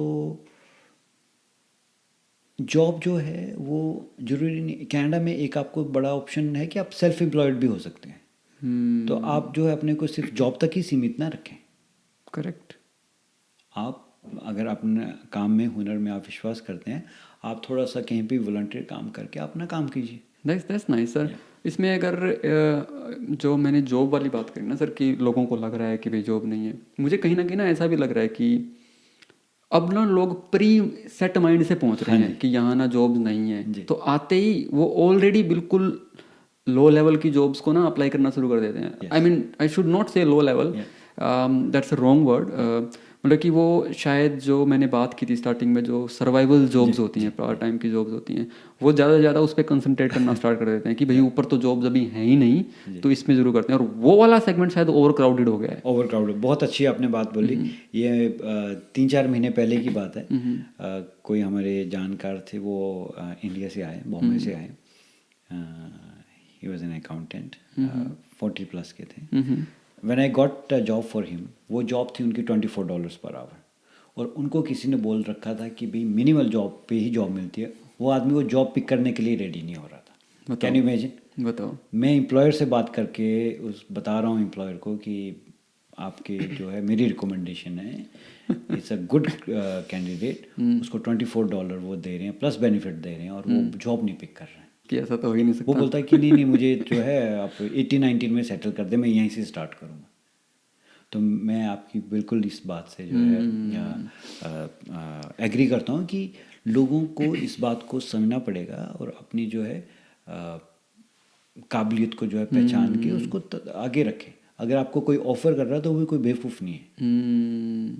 हाँ, और दूसरी बात है कि आप इस माइंडसेट से भी ना आए कि मेरे को बिल्कुल नीचे से शुरू करना है। Definitely there is no need, पर हाँ, अगर कुछ बात नहीं बन रही है तो आप नीचे आ जाएं, 1 स्टेप 2 स्टेप नीचे आ जाएं। पर ये कोई प्री डिटरमिन्ड क्राइटेरिया नहीं है कि आपको नीचे से स्टार्ट करना है, नथिंग लाइक। बिल्कुल बिल्कुल बिल्कुल ठीक कह रहे हो। सबसे बड़ी इसका सोल्यूशन पता है सर क्या है? जो भी हम बात कर रहे हैं अभी, जो आपने बिल्कुल स्टार्टिंग में बोल दिया था कि जो आप एसोसिएशन के थ्रू जो कर रहे हो ना सर, जो नया बच्चा आ रहा है उसको सही से गाइड, उसको सही से इन्फॉर्मेशन देना, उसको अवेयरनेस देना कि आप कैसे कैसे आपको स्टेप वाइज आगे बढ़ना है। क्योंकि देखो इसका मैं आपको लाइव एग्जांपल देता हूँ छोटा सा। बच्चा आता है, लेट्स से कि उसको कोई जॉब मिल गई, राइट, मैकडी में मिल गई या कहीं कहीं भी मिल गई, उसको जॉब मिल गई कोई भी, वो ठीक ठाक कमा रहा है, ठीक है।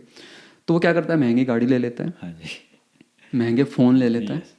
अब वो उसके बिल्स बन गए हैं, खर्चे बन गए हैं, अब वो चाह के भी उस जॉब को नहीं छोड़ सकता है, राइट। वो उस सर्कल में फंस जाएगा कि उसको बिल पे करने हैं, तो वो उसको डर लगेगा वो जॉब छोड़ते हुए या किसी और जॉब पे शिफ्ट होते हुए। देन वो कंपैरिजन करना स्टार्ट कर देता है कि मैं इस जॉब से इतना कमा रहा हूँ, अब ये मुझको मेरी फील्ड की जॉब मिल रही है, ये तो इससे भी कम पैसा दे रही है मेरे को। अब कंफर्ट जोन जो है बच्चों का वो गलत फंस जाता है, वहाँ पर आ जाता है। ठीक बोल रहे हैं आप। पीछे से कोई हमारे जानकार थे, वो बच्चे आया यहाँ पे, तो हमने उनको स्टार्टिंग में टिम होटल्स पे जॉब लगवा दी। तो वो घर से काफ़ी सॉलिड हैं, एक ही बच्चा है उनका। तो मैंने उनसे बात की कि उनके पीछे से एक फ़ोन आया, तो उन्होंने बोला कि हमारे बेटे का ना एक एग्ज़ाम उसने नहीं दिया। मैंने बोला क्यों नहीं दिया उसने कोई एग्ज़ाम? तो बोला कि उसको टाइम नहीं लगा। मैंने बोला टाइम क्यों नहीं लगा? जी वो ना शिफ्ट होती है उसकी। तो मैंने बोला वो शिफ्ट लगाने तो नहीं यहाँ पे आया है, वो तो पढ़ने के लिए आया है। अगर आप चाहते हो कि आपका बच्चा इन फ्यूचर भी आगे भी शिफ्टें लगाता रहे, तो फिर तो ये वो बात ठीक है जी। पर अभी उसको जो है जितना उसको एक्सपीरियंस चाहिए, जैसे कि गवर्नमेंट ने अगर बोल रखा है 20 आवर्स, तो गवर्नमेंट ने कुछ सोच के बोल रखा है, तो आप उतना ही काम बच्चे जो हैं करें। उसके बाद जो उनके पास एक्स्ट्रा टाइम है वो अपने स्किल को डेवलप करें, चाहे वो फ्रेंच सीखें, अपने अगर अकाउंटिंग प्रोफेशन में है तो कोई सॉफ्टवेयर अकाउंटिंग का सीखें, कंप्यूटर स्किल्स को पॉलिश करें, अपने कम्युनिकेशन को पॉलिश करें, वहाँ पे टाइम लगाएं। ना कि वो एक्स्ट्रा शिफ्ट करके वो पैसे लगा के और फिर कनाडा घुस की जैकेट पहननी है और गाड़ी की जो है वो $1500 की इंस्टॉलमेंट पे करनी है, क्योंकि इंस्टाग्राम पे फोटो रील्स डालनी है ना उसके। वो अगर वो पहले उसको मैनेज कर लेंगे तो आने वाले 2-3 साल के बाद तो they will have enough, they don't have to look back.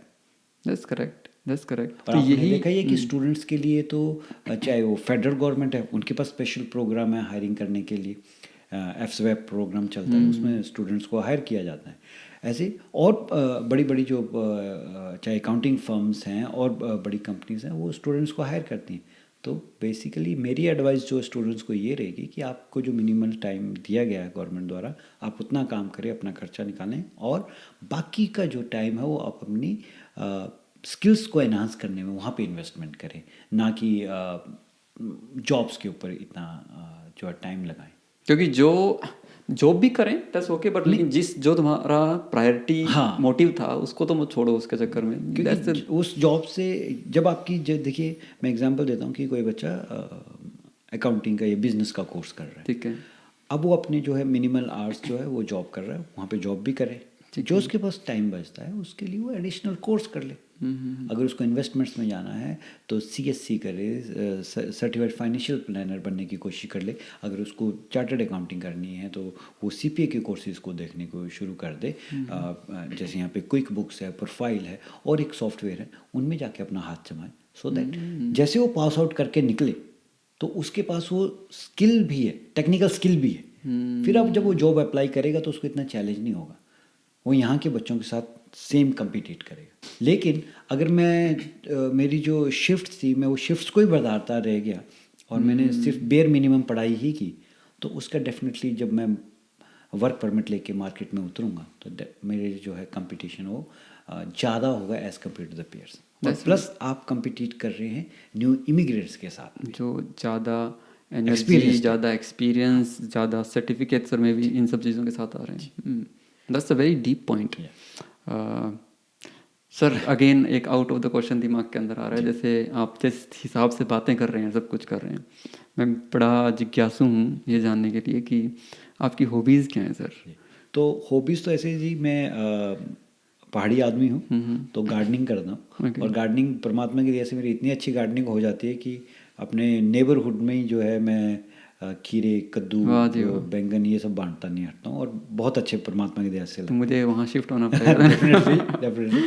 और दूसरा मैं गिटार प्ले करता हूँ, तो कभी कभी बैठ के मुझे लगा था सर, इसीलिए मैंने क्वेश्चन पूछा, क्योंकि जो आप बातें कर रहे हो ना, अब थोड़ी आदत हो गई है सर, क्योंकि जैसे लोगों से बात करते हैं ना तो उनकी बातों के स्टाइल से पता लगने लगता है, थोड़ा बहुत चीज़ें, ज़्यादा नहीं पर थोड़ा बहुत पता लगने लगता है। तो मुझे दिमाग में फिट था एक कि आपकी कोई ना कोई आर्टिस्टिक हॉबी आप में ज़रूर है, कि जो फ्लो आप कर रहे हो बातों का वो बिल्कुल आर्ट से पैरेलल चल रही हैं बिल्कुल। वो मैं गिटार बजाता हूँ और आपको मालूम होगा कि जैसे कि बहुत ही मजेबे सिंगर हैं मोहित चौहान। हाँ बिल्कुल, हमारे हिमाचल प्रदेश जी जी जी जी। और वही फ्रेंड सर्कल में जो ये लोग गिटार कभी बजाया करते थे, तो हम छोटे थे तो उन्हीं के किसी फ्रेंड सर्कल में बैठ के हम भी गिटार बजाया करते। वाह जी वाह सर, द नेक्स्ट पॉडकास्ट में सर गिटार लेके आएंगे आपके लिए, definitely, so that we can. तो गाना भी गाते हो सर? नहीं, गाना तो मेरे जो बाकी जैसे अरुण है मेरे फ्रेंड, वो साथ में गाते हैं, तो हाँ गिटार के साथ तो गाते हैं गाना, लेकिन वैसे नहीं। नहीं सही है सर, बढ़िया, किसी दिन महफिल बनानी पड़ेगी। नहीं सही है सर, टाइम का देखो पता ही नहीं चल रहा है, ऐसे भाग रहा है बिल्कुल फास्ट और बिल्कुल टच किए छोटी छोटी बातें, टॉपिक्स को एक्सटेंड किया ही नहीं है तो भी टाइम निकलता जा रहा है सर। कोई ऐसा स्पेसिफिक टॉपिक है सर जो आप बात करना चाह रहे हैं जिसके बारे में, कि बिफोर हम इसको एंडिंग की तरफ लेके जाएं? तो 3 चीज़ें मैं बताना चाहूँगा। एक तो अभी 9 जनवरी को प्रवासी भारतीय दिवस आ रहा है और हम ऑटवा की Indo Canadian organisations approximately 20 organisations हैं जो उसको सेलिब्रेट कर रही हैं म्यूजिक सेंटर में। तो कोई भी उसमें अगर वैसे तो अभी ऑलमोस्ट फुल हो गया, लेकिन फिर भी कोई उसमें जो है प्रोग्राम में आना चाहता है तो वो अपनी ऑर्गेनाइजेशन से या हमारे साथ संपर्क करें और we will try to accommodate. Okay sir, क्या है ये प्रोग्राम? जैसे आपने बताया कि प्रवासी भारतीय दिवस को सेलिब्रेट कर रहे हैं, राइट? तो इसमें जैसे खाना भी है, तो हमने वो पूरे इंडिया के हिसाब से खाना रखा है, नॉर्थ का, साउथ का, ईस्ट का, वेस्ट का। परफॉर्मेंसेस की बात करें तो हरियाणा की नॉर्थ से परफॉर्मेंस हो रही है, वेस्ट से जो है गुजरात कर रहा है, ईस्ट से 7 सिस्टर स्टेट्स कर रही हैं, साउथ से केरला कर रहा है। तो इस तरीके से पूरे भारत को प्रेजेंट करने की कोशिश कर रहे हैं। और प्रवासी भारतीय दिवस basically heavy non resident of Indians के लिए।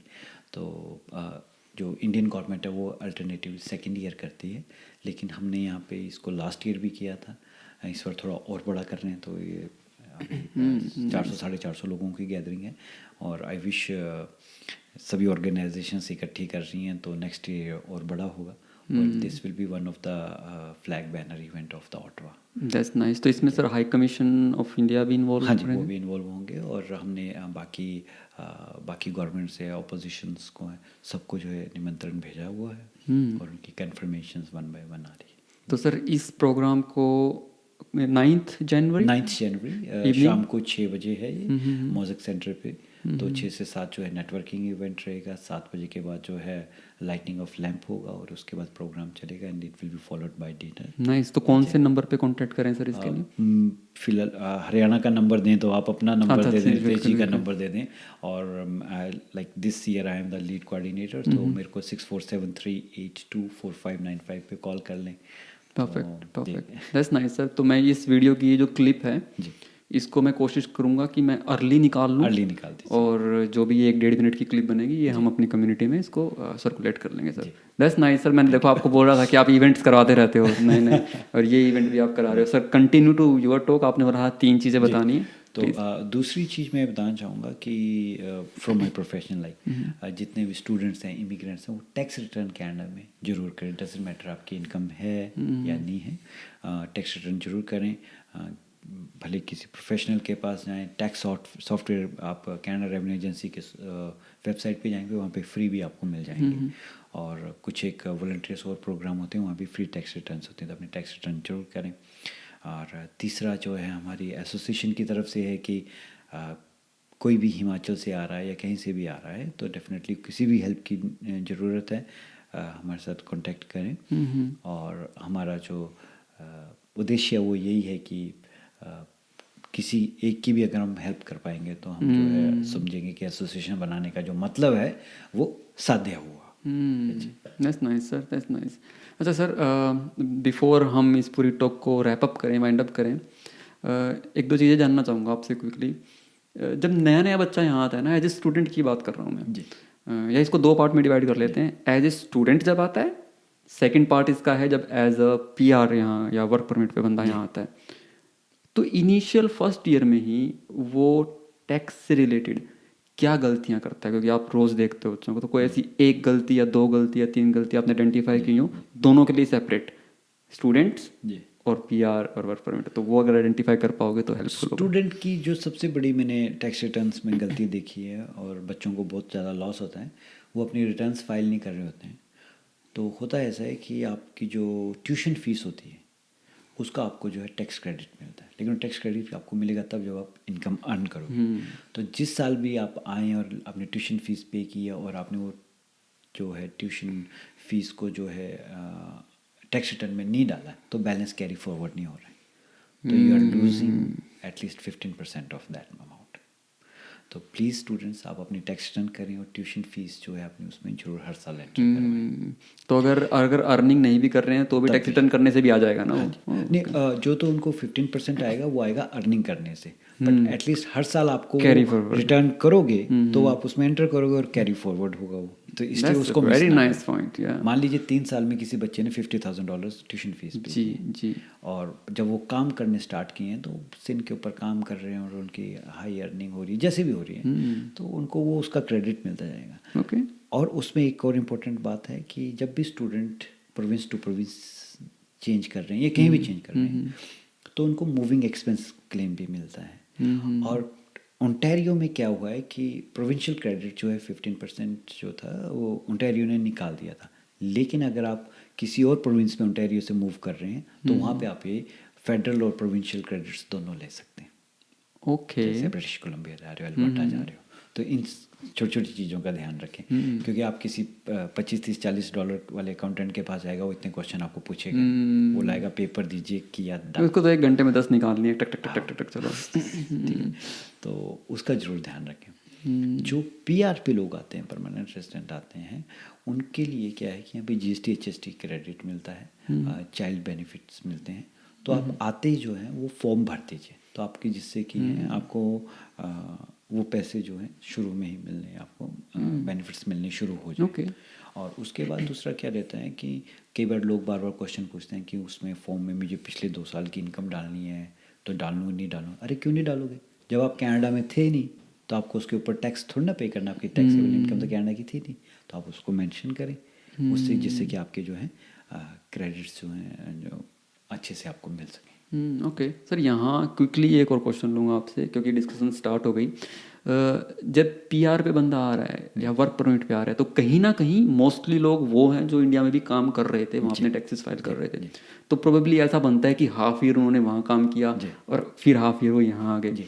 तो इसका बड़ा कन्फ्यूजन होता है उनके दिमाग में कि इंडिया में टैक्स फाइल करें कि नहीं करें, या यहाँ फाइल कर रहे हैं उससे काम चल जाएगा, या दोनों जगह कर रहे हैं डिस्क्लोज करना है, क्या मामला नहीं कैसे? करना चाहिए।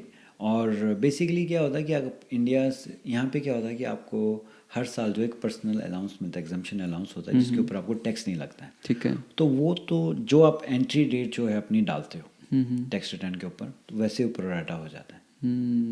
मान लीजिए $15,000 आपका जो फेडरल जो है जिसके ऊपर टैक्स नहीं लगेगा, लेकिन आप आए जून में हो तो आपको जो है 7,500 7,500 पे टैक्स नहीं लगेगा। ठीक है। ठीक है।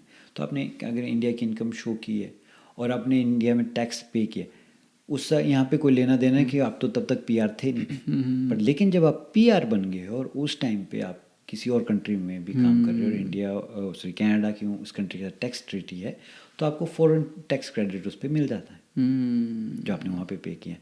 तो मान लीजिए आपकी यहाँ पे कैनेडियन के हिसाब से आपकी जो है टैक्स लाइबिलिटी वो $10,000 बनती है और उस कंट्री में टैक्स लाइबिलिटी आपकी $8,000 बनती है। तो कनाडा बोलेगा कि अभी आपको जो है 2,000 देना पड़ेगा, लेकिन वहाँ पे आपको $12,000 की आपकी टैक्स लाइबिलिटी थी और कनाडा में आपको 11,000 है। तो कनाडा आपको जो है रिफंड नहीं देगा, लेकिन आपसे लेगा भी कुछ नहीं। ओके।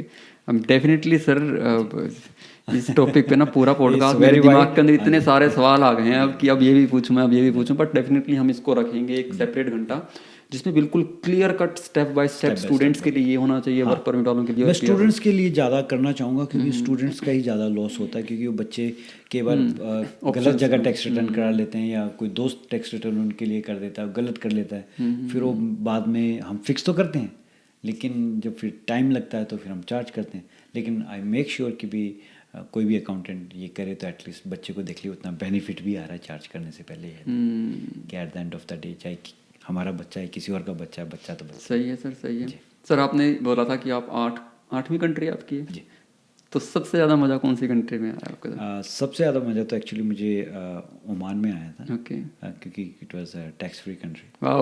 और मतलब शादी के भी बाद ही आए थे हम वहाँ पे, तो बहुत अच्छा लगता है। सबसे मेजर टाइम वहीं भी था आपका?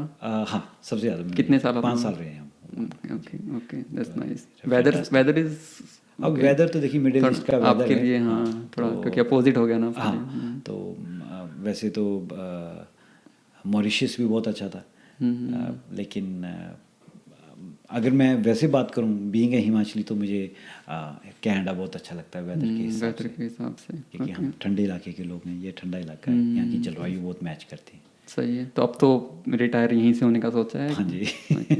फैमिली भी वेल सेटिस्फाइड है? हाँ जी, सब बढ़िया है। तो बाकी देखिए बोलते हैं कि मैन प्रपोजेस गॉड डिस्पोजेस, तो जो प्रभु की इच्छा होगी, जैसे जैसे आज्ञा होगी वैसे वैसे हम तो हाथ जोड़ के हाँ जी अपना कर्म करेंगे और जो फल है वो परमात्मा हमारे कर्मों के हिसाब से ही हमें देगा। तो सिर्फ कर्म में विश्वास करेंगे। बाकी अगर खाने के लिए तो सिर्फ 2 रोटियाँ चाहिए, सोने की रोटी कोई खाएगा नहीं जी। बिल्कुल बिल्कुल। ठीक है। तो अगर आप अपनी कम्युनिटी के लिए कहीं खड़े हो पाएँ और अपने परिवार के लिए ज़रूर खड़े हो पाएँ, तो वही मुझे लगता है कि सबसे ज़्यादा ज़रूरी है। बाकी तो जिसने पेड़ दिया है वो अन्न तो दे देगा। नहीं सही सर, बढ़िया सर, एकदम फर्स्ट क्लास। भाग्य सर, ये था आज का पॉडकास्ट। कैसा लगा आपको? Thanks a lot. कैसा फील हो रहा है? फैंटास्टिक। बहुत अच्छा आपने किया। तो गाइज ये था आज का पॉडकास्ट भाग्य सर के साथ। पर्सनली मुझे इस पॉडकास्ट में बहुत मज़ा आया क्योंकि इसमें बहुत सारे कर्व्स और वेव्स थी कि कहाँ कहीं नॉलेज थी तो कहीं कहीं इमोशंस थे तो कहीं ऐसी चीज़ें थी जो हमको अपनी रूट से अपने कल्चर से जोड़ने वाली बातें हम करते हैं। तो कहीं एकदम से करियर की बातें हमने की, तो कहीं हमने एकदम से ऐसी चीज़ों की बातें की जो एक न्यू कमर को यहाँ आते वक्त ध्यान करनी चाहिए, जिससे वो गलतियाँ करने से बच सकता है। तो अब आपको एक काम करना है, हमारी इस टॉक को, इस पॉडकास्ट का जो मेन उद्देश्य है एजुकेशनल पर्पज, अवेयरनेस देना न्यू कमर्स को, तो इस पॉडकास्ट को आप अपने हर दोस्त के पास पहुंचा दीजिए जो कनाडा आने की तैयारी कर रहा है या नया नया कनाडा में आया है। अगर आपको हमारे वीडियोस पॉडकास्ट पसंद आ रहे हैं तो चैनल को सब्सक्राइब कर लीजिएगा, वीडियो को लाइक और शेयर करना बिल्कुल मत भूलिएगा। तो इसी बात के साथ मैं मेरी वाणी को यहाँ विराम देता हूँ। अगले हफ्ते फिर मिलेंगे एक नए गेस्ट के साथ, एक नई इन्फॉर्मेशन के साथ। तब तक के लिए आपका दिन शुभ हो, आपकी सेहत अच्छी रहे और आप निरंतर प्रगति करते रहें। जय राम जी की। धन्यवाद।